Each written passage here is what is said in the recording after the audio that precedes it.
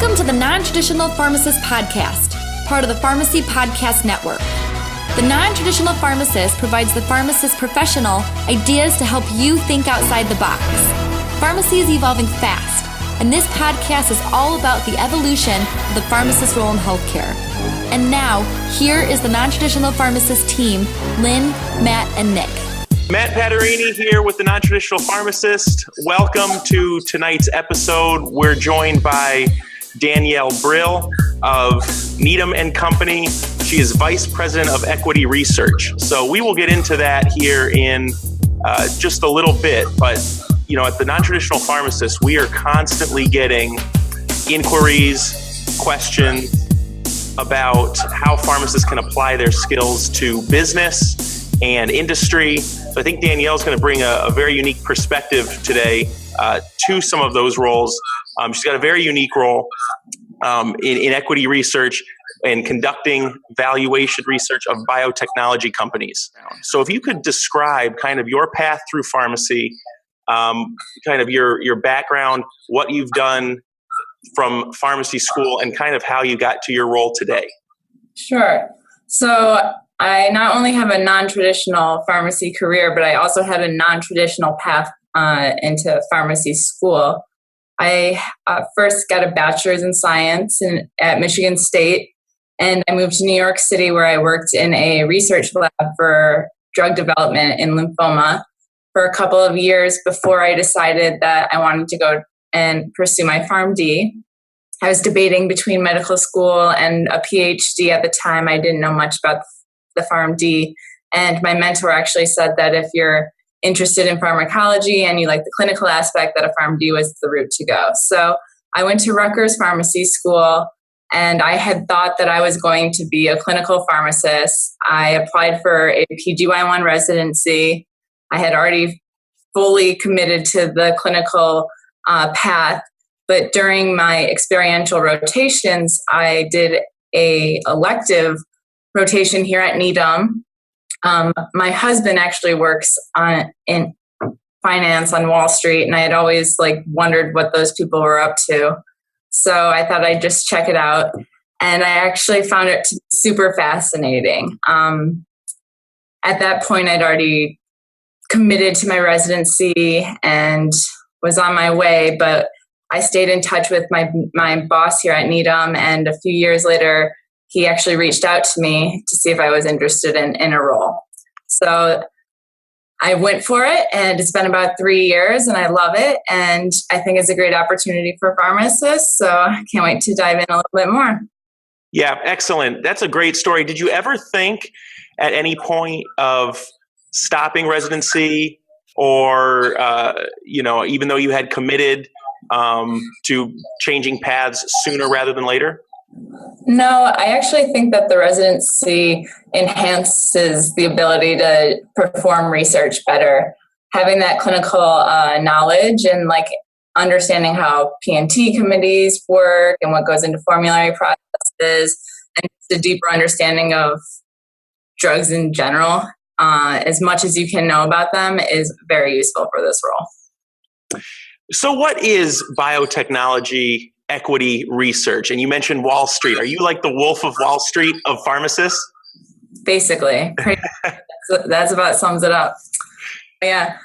So basically we conduct research on companies that are traded publicly that are developing drugs. And, we have our big pharma companies like Pfizer, Merck, and then we have our smaller guys, and those are our biotech companies.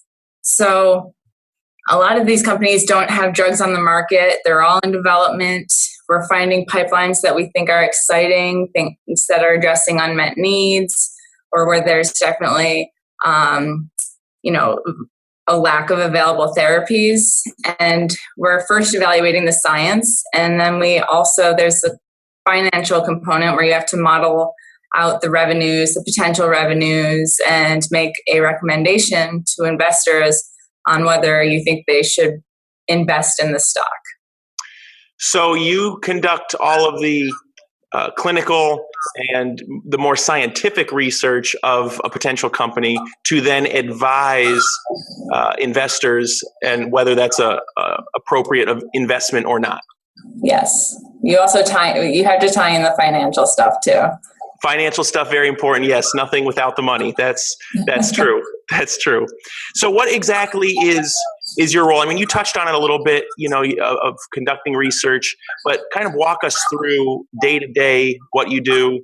How is this job for your work-life balance and those sorts of things? Okay.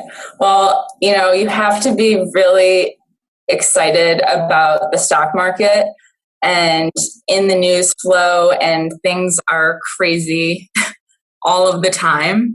It is not a job that you should pursue if you don't love working, because the quality of life is not one of the perks of this role. But it is never boring. It is always exciting. The day-to-day can vary substantially. Really, news flow can dictate how your day goes. But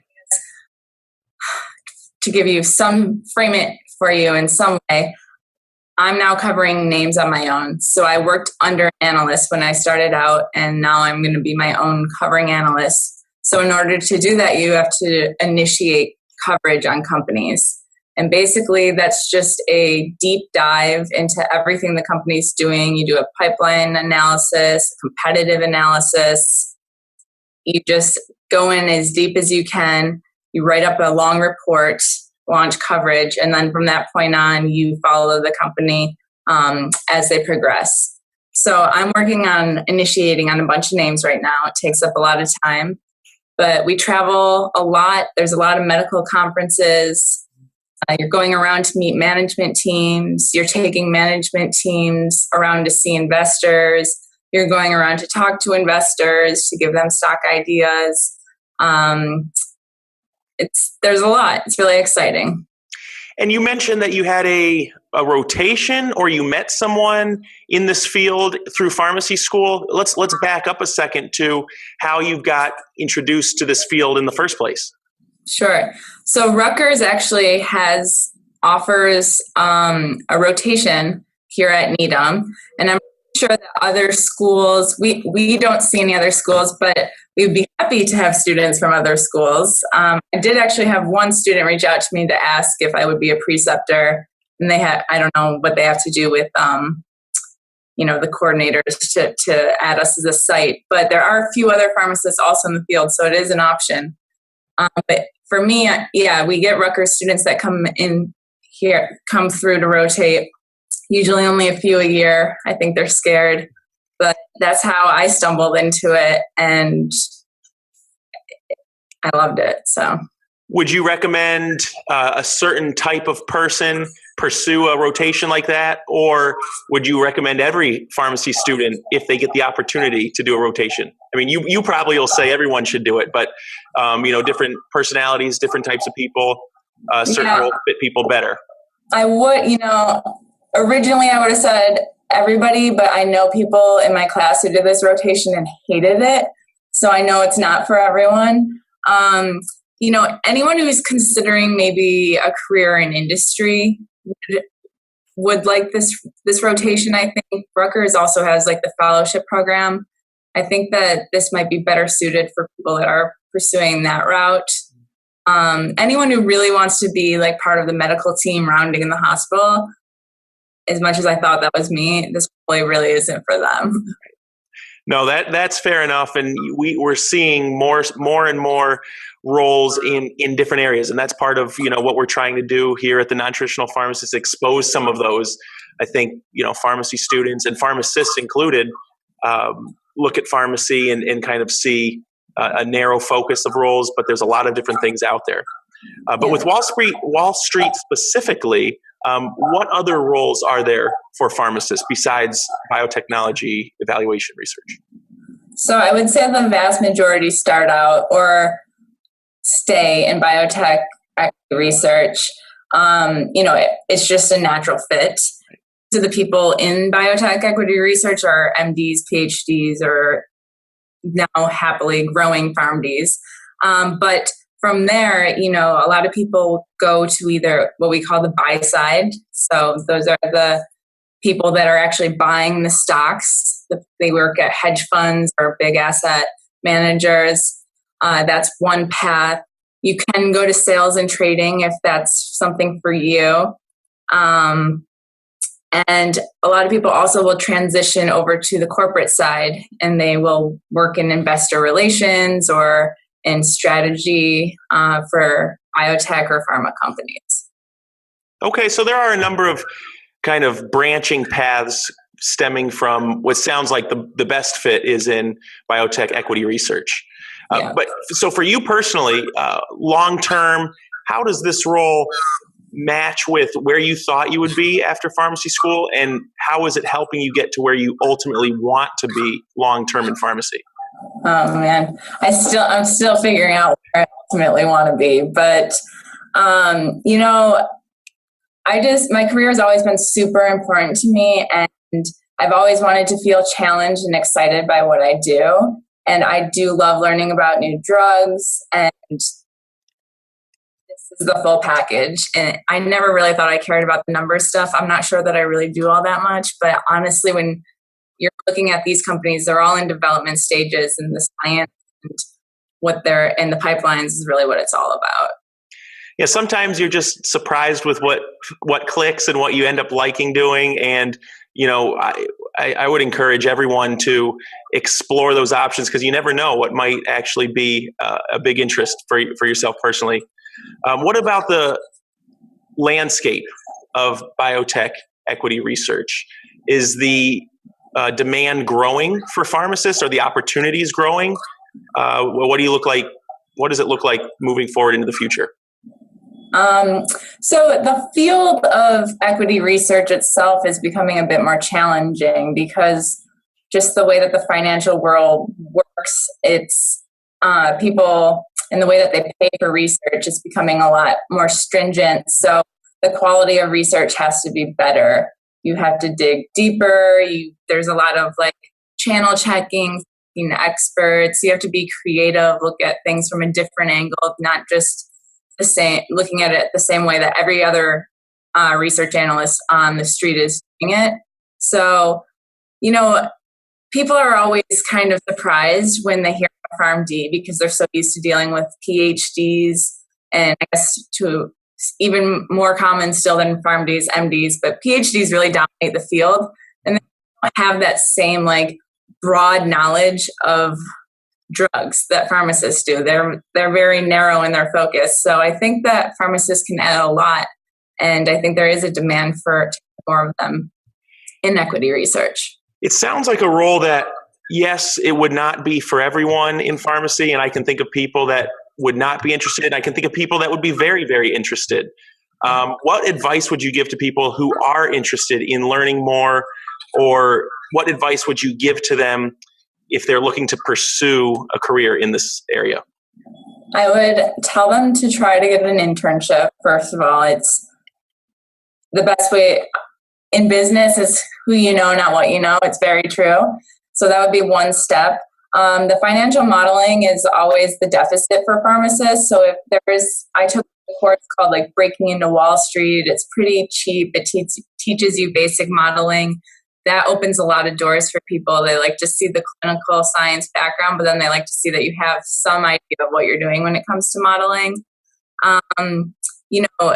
Networking, obviously. Find me on LinkedIn. There's other pharmacists out there. We all find each other on Wall Street. So that's really a great way to get your foot in the door. Okay, fantastic. Where would people go to learn more about the industry? Resources, other contacts maybe, or where are some places people could do some of their own research? So I would say, Breaking into Wall Street is one of the sites, Wall Street Oasis. There's this other site, you can actually apply for jobs on there, Dropout Club. So people who have dropped out of being doctors and want to go work in finance, that's kind of the club for them. So I think all of those are great avenues. That's perfect. That's awesome. We like to conclude, Danielle, with the same question. What do you think is the future of the pharmacy profession? Well, I'm not in the clinic anymore, but I wholeheartedly hope that the pharmacy profession keeps gravitating towards becoming more clinical. I hope that pharmacists evolve to become clinicians in the community and really integrate within medical teams. And I also hope that we branch out more and start exploring other avenues like finance. Thank you so much, Danielle. Thanks for joining us today. Please share this post and connect with Danielle on LinkedIn. Reach out to us, the Non-Traditional Pharmacist, for her contact information. There you have it, the wolf of pharmacy Wall Street, Danielle Brill. Thanks again so much. We appreciate you coming on the Non-Traditional Pharmacist, part of the Pharmacy Podcast Network. Thanks, Matt. Thanks for listening to the Non-Traditional Pharmacist. Be sure to share this podcast with your work associates, your professional network, and remember, always be thinking outside the pill box.